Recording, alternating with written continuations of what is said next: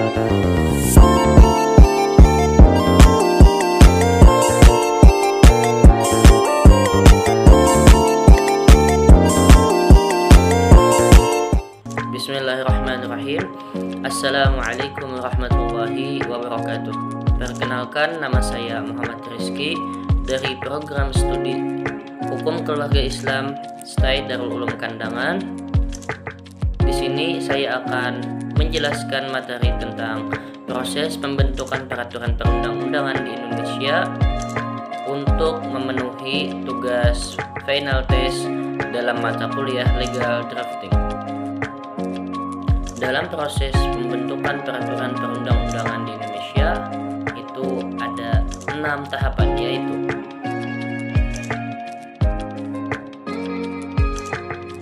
tahapan yang pertama yaitu tahap perencanaan. Pada pasal 16 Undang-Undang Nomor 12 Tahun 2011 ditegaskan bahwa rancangan penyusunan undang-undang dilakukan di dalam Prolegnas.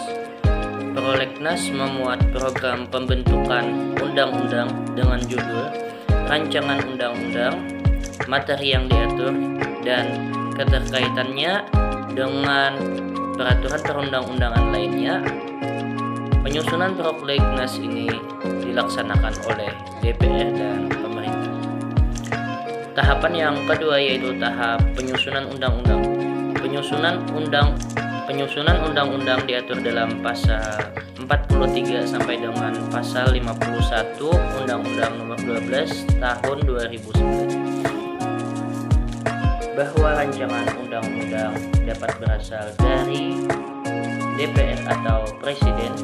Rancangan undang-undang yang berasal dari DPR, Presiden, atau DPD harus disertai dengan naskah akademik.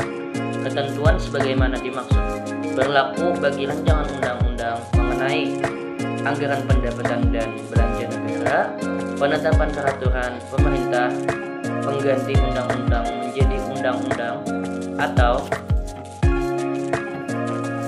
pencabutan undang-undang atau pencabutan peraturan pemerintah pengganti undang-undang. Tahapan yang ketiga yaitu tahap pembahasan. Pembahasan rancangan undang-undang dilakukan oleh DPR bersama Presiden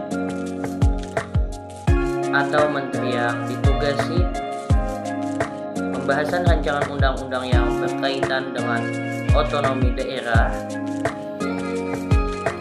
hubungan pusat dan daerah, pembentukan, pemekaran dan penggabungan daerah, pengelola sumber daya alam dan sumber daya ekonomi lainnya, dan perimbangan keuangan pusat dan daerah dilakukan dengan mengikut sertakan DPD. Pembahasan rancangan undang-undang dilakukan melalui 2 tingkatan pembicaraan yang terdiri atas pembicaraan tingkat 1 dalam rapat komisi, rapat gabungan komisi, rapat badan legislasi, rapat badan anggaran, atau rapat panitia khusus.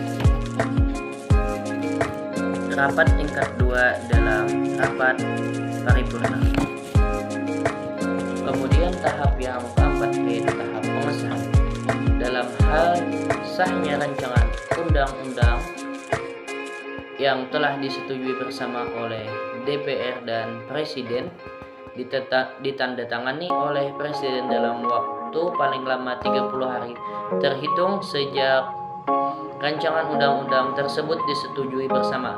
Kalimat pengesahannya berbunyi, undang-undang ini dinyatakan sah berdasarkan ketentuan pasal 20 ayat 5 Undang-Undang Dasar Negara Republik Indonesia tahun 1945. Tahap yang kelima yaitu tahap pengundangan. Agar setiap orang mengetahui peraturan perundang-undangan, harus diundangkan dengan menempatkan dalam Lembaran Negara Republik Indonesia, Tambahan Berita Negara Republik Indonesia, Tambahan Lembaran Negara Republik Indonesia, Berita Negara Republik Indonesia, Lembaran penyebaran daerah, tambahan lembaran daerah atau berita daerah. Kemudian tahapan yang terakhir yaitu tahap penyebarluasan. Penyebarluasan prolegnas, rancangan undang-undang dan undang-undang penyebarluasan dilakukan oleh DPR dan pemerintah sejak penyusunan prolegnas, penyusunan rancangan undang-undang, pembahasan rancangan undang-undang hingga pengundangan undang-undang. Penyebarluasan dilakukan untuk memberikan informasi atau memperoleh masukan masyarakat serta para pemangku kepentingan. Penyebarluasan undang-undang dapat dilakukan oleh DPD sepanjang berkaitan dengan otonomi daerah, hubungan pusat dan daerah, pembentukan dan pemekaran serta penggabungan daerah, pengelola sumber daya alam dan sumber daya ekonomi lainnya, yang berkaitan dengan pertimbangan keuangan pusat dan daerah. Mungkin itu saja yang dapat saya jelaskan mengenai proses pembentukan peraturan perundang-undangan.